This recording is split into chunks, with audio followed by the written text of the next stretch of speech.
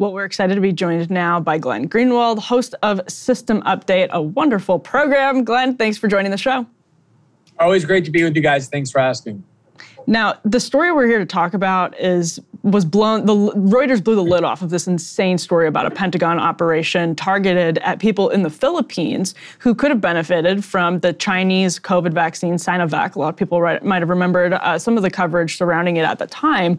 But what we didn't know is that the Pentagon was running, as the Reuters headline you can see on your screen there says, a, quote, anti-vax campaign that was aimed at actually just undermining China's status in the Philippines, obviously at a critical time in the way that the Pentagon sees it for the relationship between the Philippines and China, but used this vaccine as an opening to come in and try to sow distrust. And, Glenn, it's likely that lives were lost as a result of this campaign from China, or from the United States Pentagon.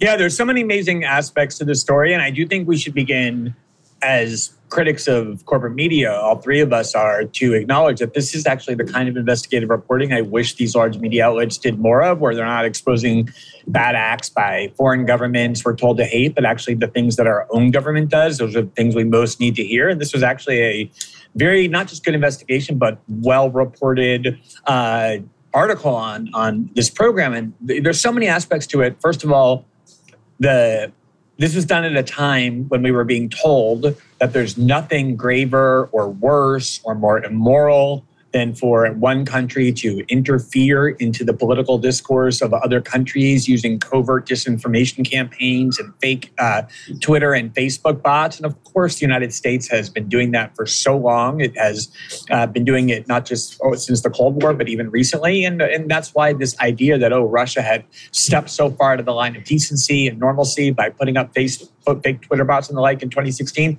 was such a joke, not because it wasn't wrong what Russia was doing, but it was because it's completely standard practice that our own government does constantly, as this investigation and so many others show. But the other aspect of it is this is being done at a time when if you were an American citizen and raising doubts about the vaccine, either its efficacy or its safety, you would almost immediately be banned from being heard online at the demand of the US government. You could lose your job if you didn't take the vaccine. You would lose the ability to have free movement. So our government was imposing this demand that we take the vaccine, that nobody question the vaccine. And at the same time, our government was engaged in a secret disinformation campaign using fake Twitter and Facebook profiles and the like in order to manipulate people in the Philippines, but also in the Middle East, not to take the vaccine that China was offering for free. They were trying to help the people in the region, whether for motives of self-interest or whatever, while the United States had basically told Pfizer and the other health pharmaceutical companies, you can sell to the rest of the world for whatever prices you want. So they were really trying to prevent people from taking a vaccine that in the United States they were telling us was a life-saving vaccine that we had to take. And the motive was so hideous, which was to drag these people away from China and force them to buy from American pharmaceutical companies in order to separate these countries from China. Yeah, and in the Philippines, there was reportedly a lot of vaccine hesitation. In any case, they were having a lot of trouble getting their population to take the vaccine. And then the campaign here was so nefarious. Let's put E1B up on the screen that has some of the details of this propaganda campaign. They say, tailoring the propaganda campaign to local audiences across Central Asia and the Middle East, the Pentagon used a combination of fake social media accounts on multiple platforms to spread fear of China's vaccines among Muslims at a time when the virus was killing tens of thousands of people each day.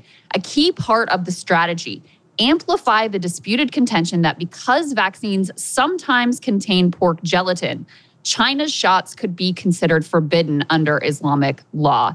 And, there's a whole lot of reasons why this is disgusting and immoral.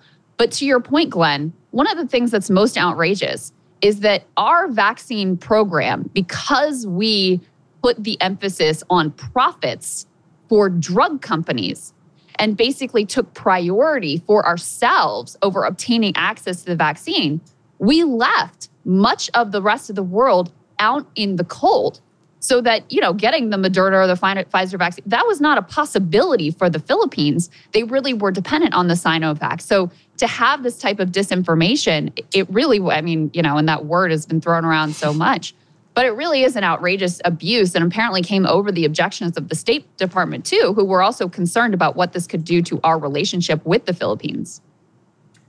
As well as health professionals inside the United States, some of whom resigned, like senior health officials resigned, and then they went to a bunch of, pro-Fauci types, like medical professionals, Reuters did after the fact, and revealed what was done. And they were horrified. This is not the first time, by the way, the United States did this. The United States had a program in Pakistan in order to try and find Osama bin Laden and to spy on Pakistan, where they were going around basically convincing Pakistanis to have skepticism over various vaccines that in the United States have been obligatory. And I think this is the key point, Krystal. Obviously, there are still people in the United States who have skepticism over the vaccines that we use, that Pfizer and the rest were giving to us, which is one thing. But nobody actually believes that the Chinese vaccine was worse in any way in terms of efficacy, in terms of danger. So it wasn't like there was any valid reason to be warning the world about the Chinese vaccine in terms of whether or not people should be taking it for health reasons. The only reason to do it was to undermine China. And even if that meant convincing people that the Chinese vaccine, the only one that they could get, was dangerous or evil or heretical or anti-religious, we were willing to allow people to die by not getting the vaccine in the perspective of the United States health establishment for our own reasons. And that, I think, is the key, too, is the context for this was that the Trump administration negotiated under the banner of America First that these pharmaceutical companies were required to give priority to American citizens, to give very good prices to sell in the American market that made it affordable. And in exchange, they were told, you can gouge the rest of the world however you want and charge them whatever you want for the vaccine. And these companies did exactly that, of course, because they're profit motivated. China stepped into that breach knowing that there were a lot of poor countries that couldn't buy the vaccine and offered to give their vaccine essentially for free. And that was the relationship we tried to impede, in part, again, to prevent these countries from having gratitude toward China, but also in part to force these poor countries to pay exorbitant prices to these pharmaceutical companies that were drowning in profit already. It's so immoral, it's so hypocritical, and it's actually, it's repugnant if the position of the United States government is true, which is that these vaccines are life-saving and you need to take them to protect yourself against COVID. To convince people not to take them, the only option that they have, if you think about, what the United States government was saying at the time and what they were believing at the time, it's hard to find anything more repulsive than that. And they've been hand-wringing. I mean, these are the same people that are hand-wringing over the propaganda operation on TikTok that is allegedly coming from the Chinese Communist Party. They'll say it's all CCP propaganda on TikTok that is manipulating the American public. Well, they're doing the same thing. And I don't doubt that China is doing some of this as well, but I want to read actually one of the tweets because just so people get, or one of the fake tweets, so people get a feel for what it was. COVID came from China, and the vaccine also came from China. Don't trust China. From China, PPE, face masks, vaccine, fake, but the coronavirus is real. And it was like a weird meme picture of a syringe. All of this continued into the Biden administration, started under the Trump administration, continued into the Biden administration. Reuters actually got a senior Defense Department official to confirm that they had run a secret propaganda operation. When Twitter looked at some of the tweets that were identified, they actually took them down and said this looked like a coordinated bot campaign. So, Glenn, I mean, it's not news to anybody that the American sort of intelligence apparatus has little respect for people in other countries when they engage in some of this.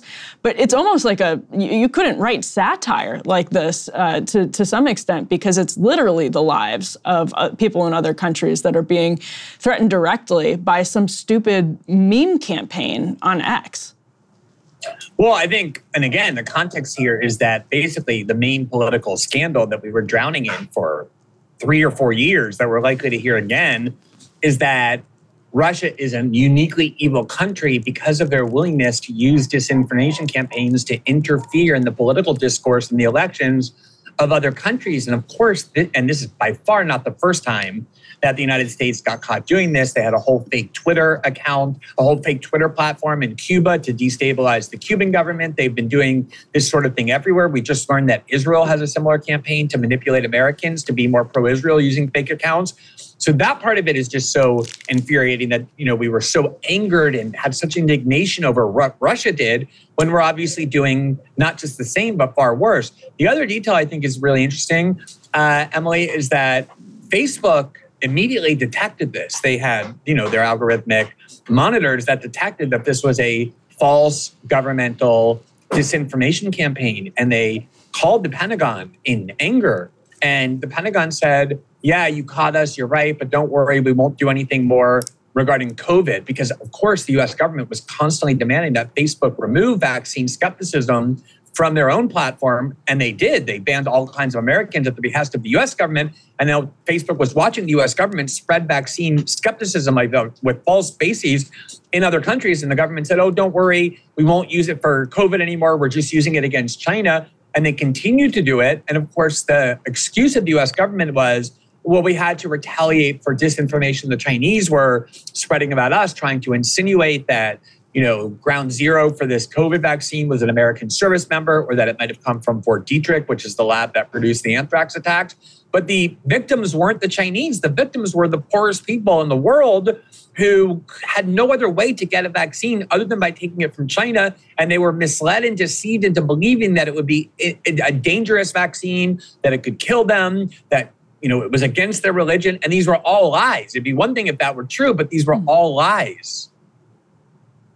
Glenn, what does this incident also tell us about the overwhelming commitment to this new Cold War with China, and also the efficacy of our approach to foreign policy versus theirs? So on our side, we're hoarding the vaccines for ourselves. We're running a Psyop on the Filipino population and trying to bully and strong-arm them to paying astronomical prices for the vaccines that our for-profit companies are creating. And on the other hand, China is saying, hey, we create a vaccine here. We'll help you out here. We'll provide this for you. And this did come with some foreign policy consequences. The Filipinos dropped an objection that they had, a key objection that they had to China's influence in the South China Sea. So, what does this tell you about this obsession with this new Cold War vis-a-vis China, that we would even be willing to? This is not just dangerous for Filipinos, but, in a global pandemic, these things don't stay within the borders of one country either. This also contained additional global risk. For sure. I mean, there's, an obvious visible trend where countries and regions that were once under the exclusive influence and dominance of the United States and its NATO allies in Western Europe have been migrating, not all that slowly, rather rapidly, in fact, to an alliance that is led by China, the BRICS alliance, that has India and South Africa and Brazil, along with China and Russia. And there's this really fascinating speech that was given by Fiona Hill, who is a kind of very hawkish American foreign policy advisor. She was a protege of John Bolton. She worked in the Trump White House, super hawkish on China and Russia. She gave a speech last year to European elites in which she warned that the reason China is being so successful in recruiting countries onto its side to prefer to do business with China, to be in China's sphere, is because there is a worldwide perception that the United States abuses its power as the sole hegemon through wars of the kind that the world perceives they're fueling in Ukraine. Whether you believe that or not, that's how the world perceives it. And the war in Israel, that is, of course, the United States is behind as well, the war in Gaza, but also this kind of disinformation campaign. And so the more we look like we're these sort of hypocritical bullies, it's not just that, oh, it's a bad thing to do for us. It's actually very harmful to our interests. And if China really is our great adversary, which is what we're being told, to the point of we are kind of on the verge of, at best, a Cold War of the kind that, consumes all resources for the military and the intelligence community. It's the worst possible thing to do if we're really worried about China, to engage in behavior like this that is precisely what China successfully exploits when convincing the rest of the world that it is not in their interest to live in a U.S.-dominated global order. Right, because it undermines the credibility that the United States is claiming to bring to the table, and everybody can see it playing out. Everyone can read Reuters. I mean, it's just stupid. It's not even clever. They're not even doing a good job at their bullshit propaganda op. Yeah, I mean, you listen to any interview with any kind of authoritarian or dictator type in, say, parts of Asia or parts of Africa or parts of South America, and you raise the issue of press freedom with them, and they're going to immediately say, who are you to lecture us on press freedom? You took the most consequential journalist in the West and you have him in a dungeon for 10 years and you want to kill him and keep him in prison for life, meaning Julian Assange. This kind of hypocrisy works if you are the only power in town. No one, I mean, people might be angry at you, but no one can really challenge you. We are now basically in a multipolar world. I mean, China has become this genuine powerhouse economically and militarily. And at the same time, while we're constantly told that China is this aggressive and militaristic country, since 1979, the U.S. has fought dozens of wars, and China has fought a grand total of 0 wars. 1979 was the last war China ever fought. It was a 1-month border dispute with Cambodia and Vietnam. And since then, not a single war. And if you look at a map, there's U.S. bases surrounding China. The rest of the world sees this. The American population doesn't, because we're constantly propagandized to believe that we're this nice, peaceful country and China is the evil aggressor. But that's not how the rest of the world sees it, because it's actually not true. And if we're really worried about Chinese influence and Chinese dominance, the behavior in which we're engaging of the kind that Reuters just exposed and so many other things is basically the worst possible thing you can do to undermine what you claim are American interests vis-a-vis China. I think that is all incredibly well said. Glenn, it's always great to get to chat with you. Thank you so much for taking some time with us. Yeah, always good to be with you guys. Thanks, Sarah, for having me. Our pleasure. Hey, if you liked that video, don't forget to hit the like button and subscribe to Breaking Points. If you want to see the rest of Counterpoints, go to breakingpoints.com to become a premium member and get the full uncut show every morning in your inbox and on Spotify.